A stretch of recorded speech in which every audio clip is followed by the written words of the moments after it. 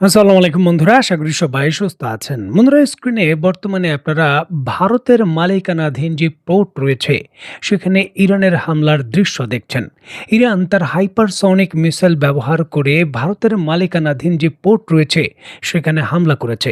এখন বিষয়টা শুনতে আপনারা কিছুটা হলেও অবাক লাগতে পারে যে ভারতে হামলা করেছে ইরান সরাসরি, তাহলে যুদ্ধের মোড় হয়তো অন্যদিকে চলে গেছে, ভারতের সঙ্গে যুদ্ধ সরাসরি শুরু হয়ে গেল। দেখুন, প্রকাশ্যে সরাসরি এমনটা আমরা বলতে পারি না যে ভারতের সঙ্গে সরাসরি যুদ্ধ শুরু হয়ে গেল। তবে টেকনিক্যালভাবে ভারতের স্বার্থেই এইবার ইরান সরাসরি হামলা করেছে। কারণ ইসরায়েলের যে হাইফা পোর্টে আক্রমণ করেছে ইরান, সেই হাইফা পোর্টের বর্তমান মালিক হলো ভারতের আদানি গ্রুপ। নিম্ন আন্তর্জাতিক রিপোর্ট অনুসারে গতকাল রাতের দিকে ইরানের হাইপারসনিক মিসাইল ফাতা-2 সরাসরি এই হাইফা পোর্টের যে কন্টেইনার ডিপো রয়েছে সেখানে হিট করে এবং সেখানে মাল্টি মিলিয়ন ডলারের ক্ষতি হয়। অবকাঠামোগত থেকে শুরু করে সেখানে গুরুত্বপূর্ণ যে সকল সাপ্লাই চেইনের পণ্য ছিল সেগুলো ক্ষতিগ্রস্ত হয়েছে। অত্যন্ত গুরুত্বপূর্ণ ইস্যুটিকে কেন্দ্র করে স্ক্রিনে নিশ্চয়ই আপনারা দেখতে পাচ্ছেন ইসরায়েলের সংবাদ মাধ্যম ওয়াইনেট এই যে হামলা এবং এর ক্ষয়ক্ষতির বিষয়ে দুইটাই কিন্তু নিশ্চিত করেছে।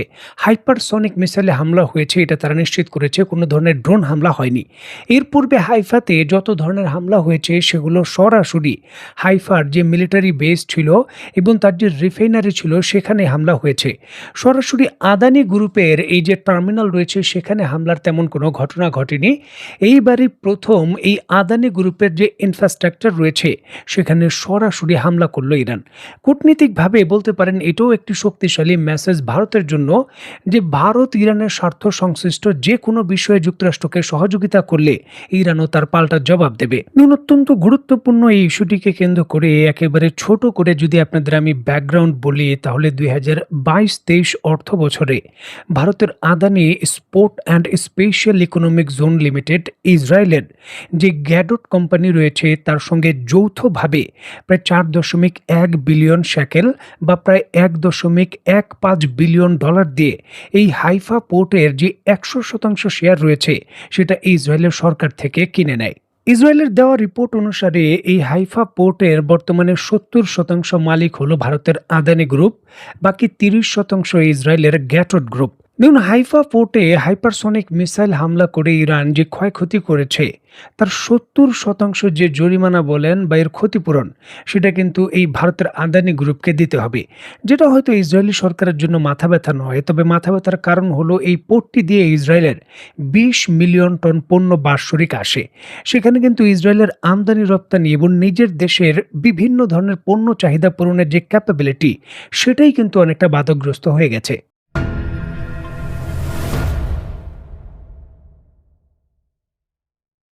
দেখুন, ইরানের যে ট্রু প্রমিস 4 রয়েছে তার 64তম হামলার ওয়েবের অংশ হিসাবে শুধুমাত্র ভারতের মালিকানাধীন আদানির যে পোর্ট রয়েছে হাইফা সেখানেই নয়, পুরো ইসরায়েলের বিভিন্ন অন্যান্য স্থাপনায় আক্রমণ করেছে এবং সেখানে বেসামরিক ভবনের ক্ষয়ক্ষতির তথ্য পাওয়া যাচ্ছে। বিশেষ করে ইসরায়েলের তেল আবিব, জেরুজালেমের যে অঞ্চলে ইসরায়েলি জনগণ বসবাস করে, এছাড়াও একেবারে উত্তর সীমান্তের কাছাকাছি অঞ্চল এবং দক্ষিণে নেগেদ মরুভূমির আশেপাশে যে শহর রয়েছে সেখানে হামলার ঘটনা ঘটেছে। সবথেকে বেশি ক্ষয়ক্ষতির খবর পাওয়া যাচ্ছে তেল আবিবের ভেতর, কারণ ইসরায়েলের যে জনবসতি রয়েছে তার বেশিরভাগ অংশই কিন্তু তেল আবিবে বসবাস করেন এবং এখানেই ইসরায়েলের যে হাইরাইজ বিল্ডিংগুলো রয়েছে তার অবস্থান। আর এখানেই কিন্তু সবথেকে বেশি ক্ষয়ক্ষতি হয়েছে এমন খবর পাওয়া যাচ্ছে।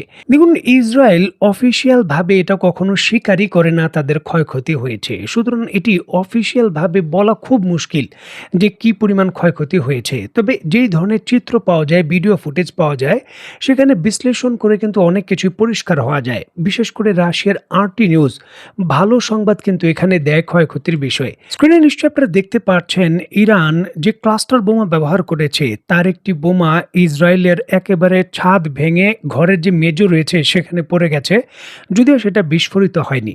এখন এই ধরনের বোমা ব্যবহার খুবই ঝুঁকিপূর্ণ, কারণ এটির সাথে সাথে বিস্ফোরণ বিস্ফোরিত না হয়ে মাটির নিচে কিন্তু বহু বছর ধরে থাকতে পারে।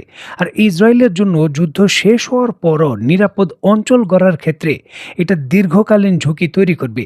কারণ এই ক্লাস্টার ওয়ারহেডগুলো ইরানের, বিশেষ করে খাইবার 4 যে মিসাইল রয়েছে, একটি মিসাইলের ভেতরে 70টি এই ধরনের বোমা থাকে, কোনো কোনো ক্ষেত্রে 120টিও থাকে। এই 120টির মধ্যে পরিকল্পিতভাবে ধরা যাক যে অর্ধেক বোমা বিস্ফোরিত হবে এমনভাবে রাখা হয়, বাকি অর্ধেক মাটির নিচে লুকিয়ে থাকবে বা লুকিয়ে পড়বে এমনভাবে তৈরি করা হয়। একটি বোমা বিস্ফোরিত হয়ে গেলে সেটা উদ্ধার করা সহজ, তবে সেই বোমা যদি মাটির নিচে লুকিয়ে থাকে সেটাকে খুঁজে বের করা বা যুদ্ধকালীন শান্তিকালীন পরিস্থিতির পরও তার ঝুঁকি থেকে নাগরিকদের রক্ষা করা আরও বেশি কঠিন কাজ এবং সেখানে কিন্তু খরচ আরও বেশি হয়। সুতরাং ইসরায়েলের জন্য ইরান শুধু হামলা করছে না, দীর্ঘমেয়াদী তাদের যে নিরাপত্তার ঝুঁকি রয়েছে সেটাও কিন্তু নিশ্চিত করছে এই ক্লাস্টার ওয়ারহেড ব্যবহার করে। যদিও আন্তর্জাতিক নিয়ম অনুসারে ক্লাস্টার ওয়ারহেড ব্যবহার করা নিষিদ্ধ, কেউ ব্যবহার করতে পারবে না। যুক্তরাষ্ট্র নিজেই এই আইন করেছিল, আবার নিজেই এই ধরনের প্রযুক্তি ইসরায়েলকে দিয়েছিল গাজা উপত্যকায় ব্যবহারের জন্য।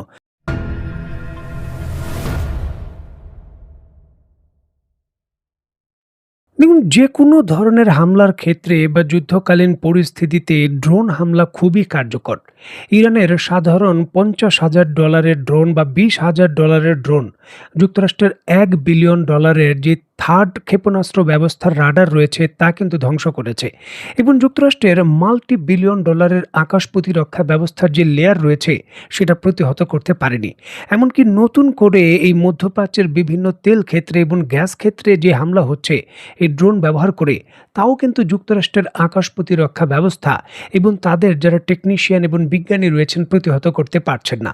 ঠিক এমতো অবস্থায় মধ্যপ্রাচ্যের দেশ যুক্তরাষ্ট্র এবং ইসরায়েল সবাই মিলে ইউক্রেনের সহযোগিতার জন্য তারা ইউক্রেনের দ্বারস্থ হয়েছে এবং ইউক্রেন ফিরিয়ে দেয়নি। রাশিয়ার বিরুদ্ধে নিজেরাই যুদ্ধ করে তাদের অবস্থা অত্যন্ত টাইট।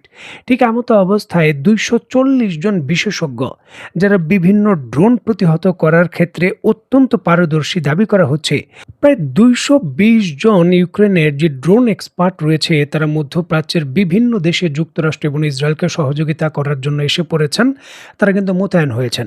এখন দেখুন, যুক্তরাষ্ট্র 30-40 বছর ধরে এত গবেষণা করে এত কিছু মোতায়েন করে ইরানের ড্রোন এবং মিসাইলকে প্রতিহত করতে পারেনি।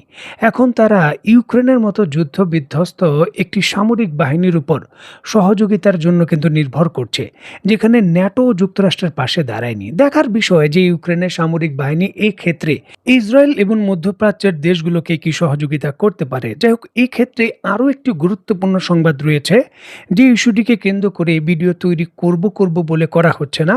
আর একটি খুবই গুরুত্বপূর্ণ বিষয়, দেখুন, এই বাংলাদেশ, ভারত এবং মিয়ানমার এই অঞ্চলের ভেতর একটি খ্রিস্টান রাষ্ট্র প্রতিষ্ঠা হওয়ার বিষয়ে বহু আগে থেকেই কিন্তু গুঞ্জন চলছিল এবং এই ইস্যুটিকে কেন্দ্র করে বিভিন্ন দেশের সরকার পতনের ঘটনার অভিযোগও কিন্তু রয়েছে। সেখানে কিন্তু এই ইউক্রেনের অন্তত পক্ষে 7 জন যারা ড্রোন চালাতে অত্যন্ত প্রশিক্ষিত, তারা ভারতের ওই উত্তর পূর্বাঞ্চলে অবস্থান করছেন এবং তাদের গ্রেপ্তার করা হয়েছে। স্ক্রিনে নিশ্চয়ই আপনারা দেখতে পাচ্ছেন দ্য ইউরো এশিয়ান টাইমস অত্যন্ত গুরুত্বপূর্ণ এই বিষয়টিকে কেন্দ্র করে তারা কিন্তু খবর প্রকাশ করেছে। বার্মা অ্যাক্ট যেটা রয়েছে যুক্তরাষ্ট্র বাস্তবায়ন করতে চায়, তারই বাস্তবায়নের অংশ হিসাবে কি এটা করা হচ্ছে, বিষয়গুলো নিয়ে কিন্তু নিরাপত্তার ঝুঁকি বাড়ছে। অবশ্যই বাংলাদেশ, ভারত এবং মায়ানমার এই পুরো অঞ্চলেই নতুন একটা সমীকরণে কিন্তু প্রবেশ করছে।